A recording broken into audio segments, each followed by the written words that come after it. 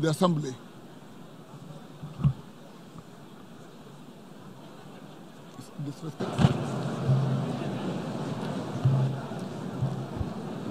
شكرا فخامة الرئيس.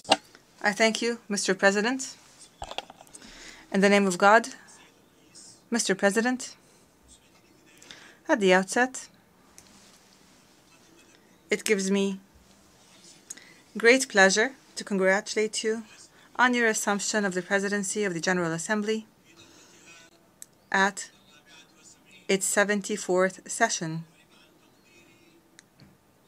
I would like to seize this opportunity to express my heartfelt appreciation to Ms. Maria Fernanda Espinosa, the president of the previous session. Ladies and gentlemen, our gathering this year comes at a time when the magnitude of all the challenges facing our world is increasing. It is thus imperative that we all engage in an in-depth discussion on the prospects for advancing our work under the umbrella of the United Nations, while upholding the noble values upon which our organization was founded. This can be achieved through reaffirming our commitment to an effective and just international order that is based on dialogue, cooperation, mutual respect, and the promotion of a culture of peace. Egypt, as a founding member of the United Nations and of a number of regional organizations, including the African Union, which we are honored to chair this year. We are also a founding member of the League of Arab States, and we have always possessed our own unique vision and contribution towards addressing the most important and daunting challenges of our time. Allow me here, from this August forum, to present Egypt's perspectives in this regard. Mr. President, respecting the principle of national ownership of solutions to national problems is imperative to ensuring the effectiveness of the multilateral system. Egypt has a pioneering experience in this regard. In recent years, it has embarked on an ambitious plan to comprehensively advance its society.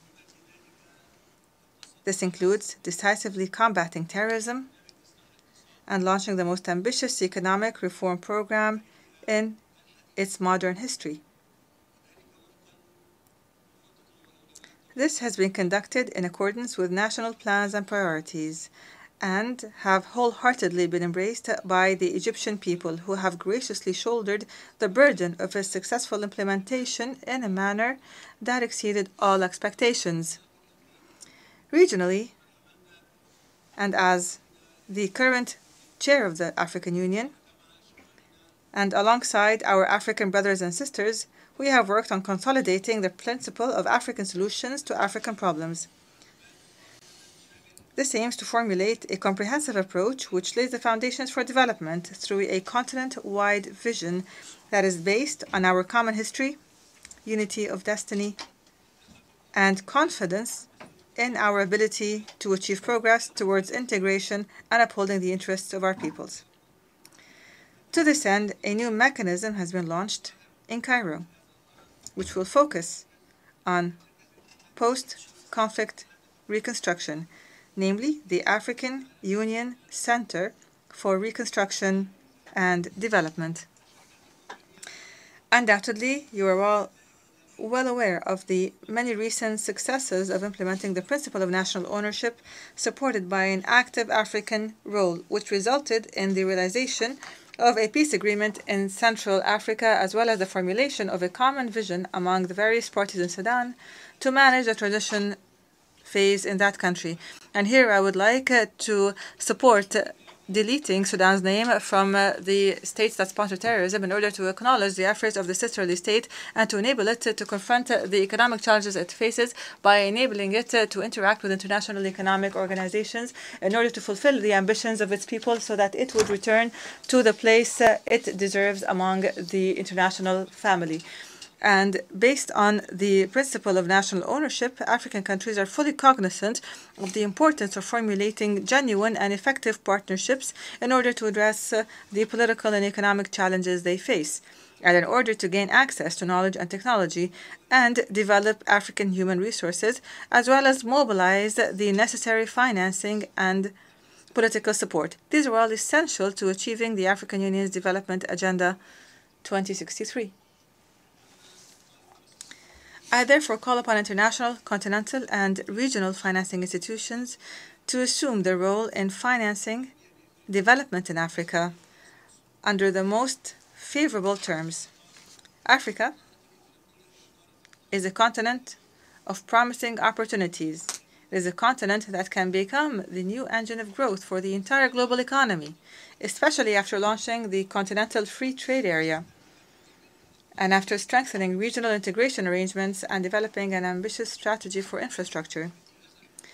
I would like to refer in this regard to the recent initiative launched by Egypt to convene the first edition of the Aswan Forum for Sustainable Peace and Development in December this year, in the city of Aswan, where it will be a platform for dialogue between international and regional actors, including political leaders, financing institutions, the civil society, and the private sector, all to implement international and regional initiatives and mechanisms targeting Africa. Mr. President, the resolution of protracted crises and inherited ones is a necessary precondition for any serious efforts aimed at formulating a more effective international system.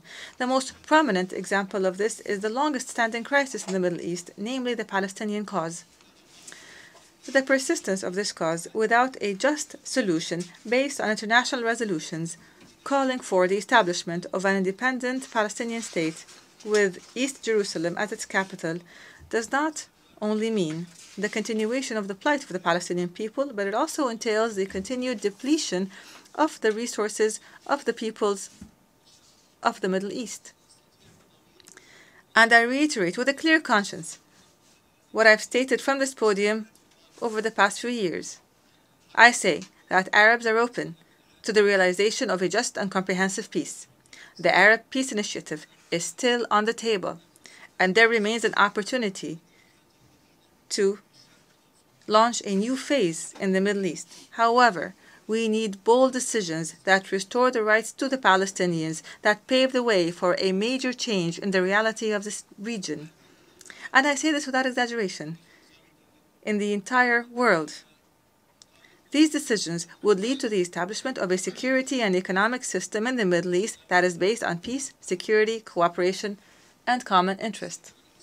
Mr. President, the adoption of comprehensive solutions to address the root causes of international problems is imperative for the success of the multilateral system. This applies to the protracted crisis in Libya, whose people suffer daily from the scourge of armed conflict. This conflict needs to be stopped. It is time to take a bold and decisive stand to address the root causes of the Libyan crisis comprehensively. This can be achieved by fully committing to implementing the United Nations plan adopted by the Security Council in October 2017. It can be achieved by addressing the grave imbalance in the distribution of wealth and power and the absence of public oversight via the Libyan people's elected representatives over political and economic decision-making. We also need to work on unifying all national institutions in order to save our dear neighbor from the ensuing chaos by militias and prevent the intervention of external actors in Libya's internal affairs. Similar to the imperative for a comprehensive solution in the Libyan crisis, a political solution for the crisis in Syria has also become an urgent need. We can no longer afford to waste more time and continue in this vicious cycle which Syria has been enduring for over 8 years. Egypt, while welcoming the announcement of the formation of the Constitutional Committee, nevertheless calls for the immediate commencement of its work without any delay as a fundamental step towards the realization of a comprehensive political settlement in accordance with Security Council Resolution 2254. This should be done in a manner that safeguards the unity and territorial integrity of Syria and its institutions. It eliminates terrorism and must put an end to the bloodshed. And in the same logic, I say that the time has come to take a decisive stand to end the protracted crisis in Yemen through the implementation of a political solution based on the well-known parameters. We need to end foreign interventions by non-Arab regional parties which seek to curtail Arab national security. We also need to address the unprecedented threats facing the Arabian Gulf region, including threats facing navigation, as well as recent attacks on oil installations in the Kingdom of Saudi Arabia. Mr. President, the principle of addressing matters comprehensively also applies to one of the most daunting challenges of our time, namely terrorism. Egypt has persistently called for a comprehensive approach in combating terrorism based on the necessity of confronting all terrorist organizations with no exception. Here I stress the need for all to fully comply with the relevant Security Council resolutions and to hold accountable those who support terrorism, whether through funding or weapons, or through safe havens or media platforms, in addition to those involved in facilitating the movement and travel of terrorists. And from this podium, I reiterate Egypt's readiness in light of its extensive experience in counterterrorism, its readiness to intensify its cooperation with friendly countries and the United Nations, especially with regards to countering the ideology of terrorism. Here I stress the importance of implementing Security Council Resolution 2354 on the implementation of the comprehensive international framework to counter terrorist narratives. This resolution was adopted on the basis of an Egyptian initiative to uphold the values of tolerance and the renewal of the religious discourse. And speaking of the Security Council, we must work seriously and resolutely to address the imbalance in the composition and the shortcomings in the decision-making process in the Council. We must guarantee a balanced representation in the Security Council. And with regard to our African continent, we must work to rectify the historical injustice our continent has been subject to. I reiterate our commitment to the common African position based on the Isolini Consensus and the Third Declaration, and I call upon you to adopt this just position within the framework of the relevant intergovernmental negotiations.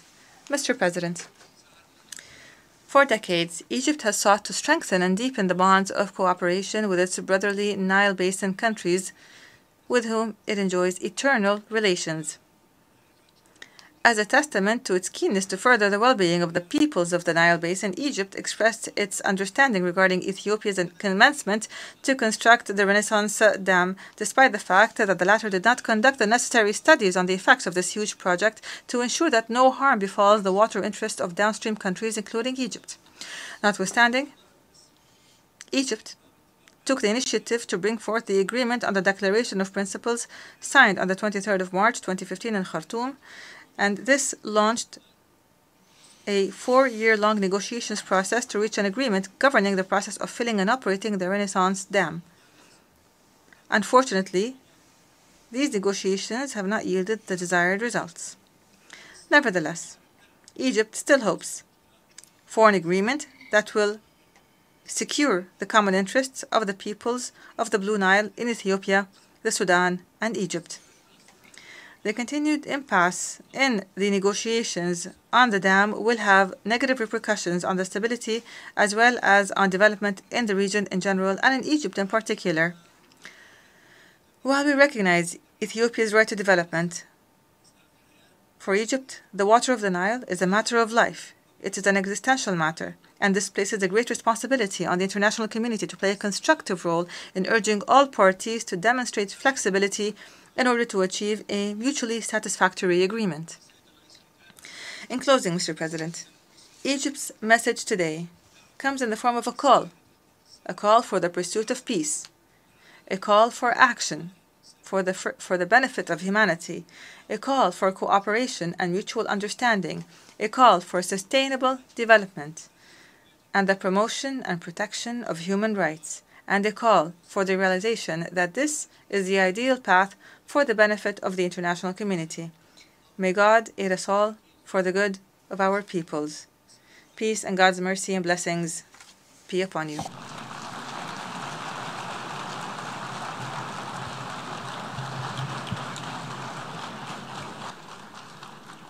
On behalf of the General Assembly, I wish to thank His Excellency President al-Sisi of the Arab Republic of Egypt for the statement just made.